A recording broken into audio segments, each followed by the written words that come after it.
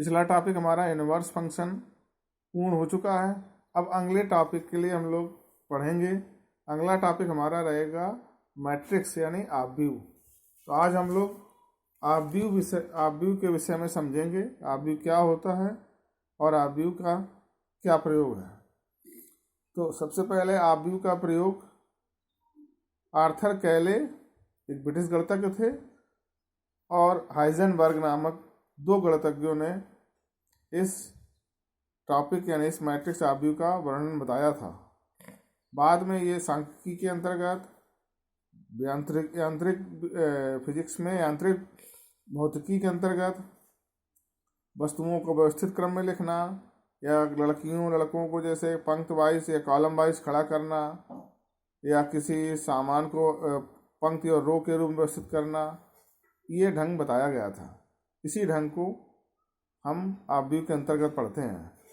तो आज हम उसकी परिभाषा सीखने जा रहे हैं।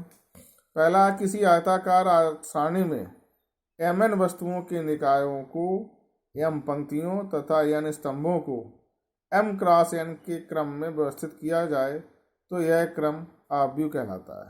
यानी mn वस्तुओं का जो निकाय है यदि उसे m क्रॉस n के पंक्तियों में व्यवस्थित किया जाए तो यही क्रम क्या कहलाता है? आव्यूह कहलाता है।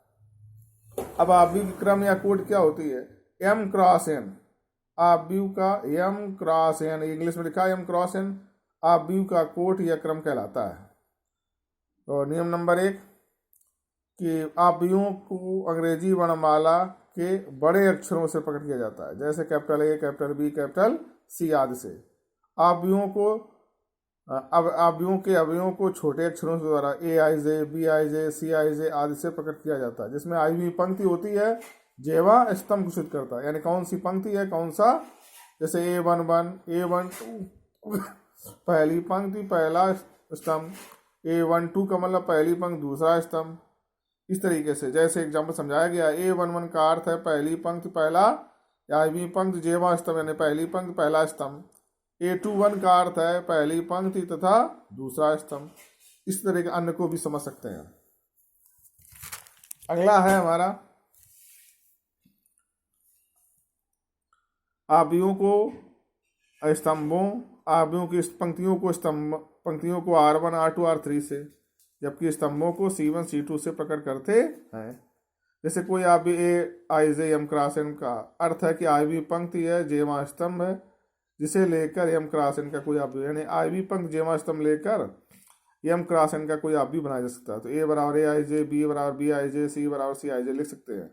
एक आव्यूह हमने बनाया जैसे A बराबर AIJ है जिसका क्रम 2 गुणा 2 है, यानी 2 पंक्ति है 2 स्तंभ है। तो कैसे लिख सकते हैं इसको? A11, A12, A21, A31। तो अर्थात 2 गुणा 2 के मैट्रिक्स बनकर तैयार हो गए। 2 पंक्ति हो गई और 2 स्तंभ हो गए।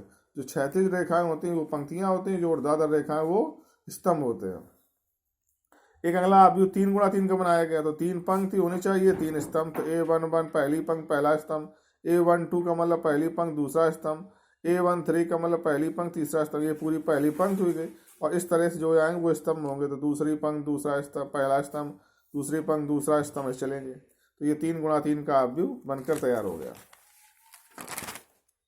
अगला आव्यूह का व्यापक रूप, जैसे A बराबर A11, A12, A13 dot dot A1n, A21, A22, A23, A2n dot dot, last में AM1, AM2, AM3 dot dot AMn, जिसका क्रम m क्रॉस n है। इस टाइप को जनरलाइज फॉर्म हो गया, व्यापक रूप कहलाता है। जैसे A बराबर ABCDEFGHI, तो 3 गुणा 3 का क्रम का आव्यूह है। तो इस आव्यूह का क्रम क्या है? 3 गुणा, अगर आपसे पूछा जाए क्रम क्या है तो आप बताओगे 3 गुणा 3 है। क्रम m क्रॉस n बराबर 3 गुणा 3, क्रम या कोटि कहा जाए। और कुल तत्व कितने? तो 3 तरह का 9 तत्व है इसमें। क्षैतिजी रेखाओं को पंक्तियां तथा ऊर्ध्वाधर रेखाओं को स्तंभ कहते हैं। तो ये जो जा रहे हैं ये क्षैतिज रेखाएं पहली पंक्ति, R1 दूसरी पंक्ति, R2 तीसरी पंक्ति, R3। और ऊर्ध्वाधर जो खड़े खड़े हैं वो स्तंभ हो गए C1, C2 और C3। आव्यूहों का जोड़ना और घटाना। आव्यूहों को जोड़ने और घटाने की क्रिया में संगत तत्वों को जोड़ा जाता है और घटाया जाता है, यानी संगत तत्व जोड़े जाएंगे, संगत तत्व घटाए जाएंगे। आव्यूह के जोड़ने और घटाने में आव्यूह का क्रम समान होना चाहिए। मतलब क्या हो, जैसे 2 गुणा 2 का अगर A आव्यूह है तो B भी 2 गुणा 2 बनाना चाहिए, तभी वो जुड़ेंगे, तभी वो घटेंगे। आव्यूहों की समानता, दो आव्यूहों के संगत तत्वों की तुलनात्मक मान ये समान होते हैं, यानी तुलनात्मक मान अगर समान है तो आव्यूह समान होंगे। तो आव्यूह के समानता नियम पालन करता है, जैसे ए बराबर A I J M cross N, B बराबर B I J M cross N, दोनों क्रम समान है इसलिए ए बराबर बी है, तो ये आव्यूह समानता नियम पालन होगा।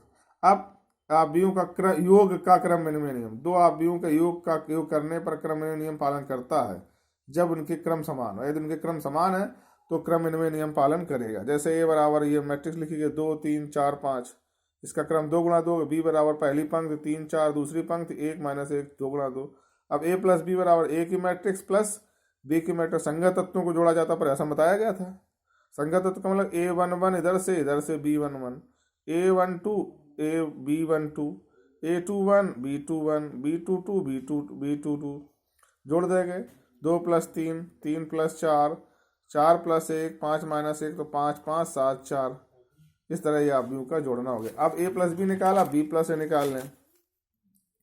जब B आगे कर दो A प्लस कर दो तब भी आपका आंसर कितना है, या 5, दोनों समान है तो A + B बराबर B + A। इसका मतलब योग का सहचर नियम पालन होता है, योग का क्रम विनिमय नियम पालन होता है। इस तरह आव्यूह में योग का सहचर नियम पालन होता है।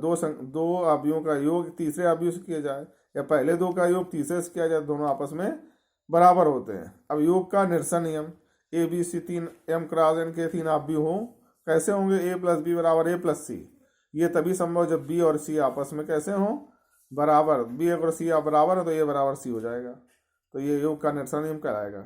योज तत्समक नियम, यदि A कोई आव्यूह है जिसका क्रम M क्रॉस N का है, 0 कोई दूसरा आव्यूह है जिसका क्रम 0 है, तो A बराबर A I J M cross N, 0 vector और 0 I J M cross N, किसी शून्य आव्यूह का मान शून्य होता है तो A + 0 बराबर 0 + A बराबर 0।